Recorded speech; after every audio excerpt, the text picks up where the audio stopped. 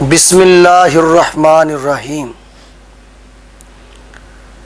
شب برات کے متعلق جتنی روایات آتی ہیں وہ تمام کی تمام ضعیف ہیں۔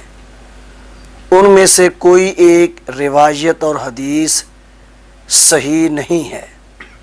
اسی طرح 15 شعبان کے روزے کے متعلق جتنی روایات آتی ہیں وہ بھی تمام کی تمام ضعیف ہیں۔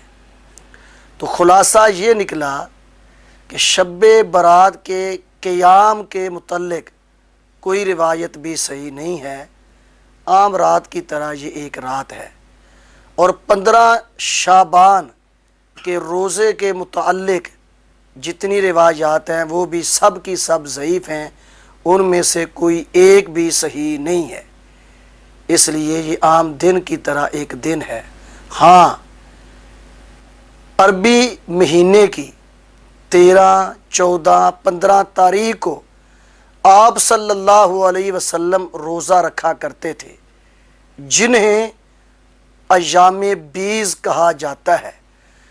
اگر کوئی شعبان کی 13 تاریخ کو، 14 تاریخ کو، 15 تاریخ کو وہ روزہ رکھتا ہے تو وہ درست ہے، وہ مسنون ہے، کیونکہ نبی کریم صلی اللہ علیہ وسلم ہر 13، 14، 15 جو عربی تاریخ ہے اس کو روزہ رکھا کرتے تھے۔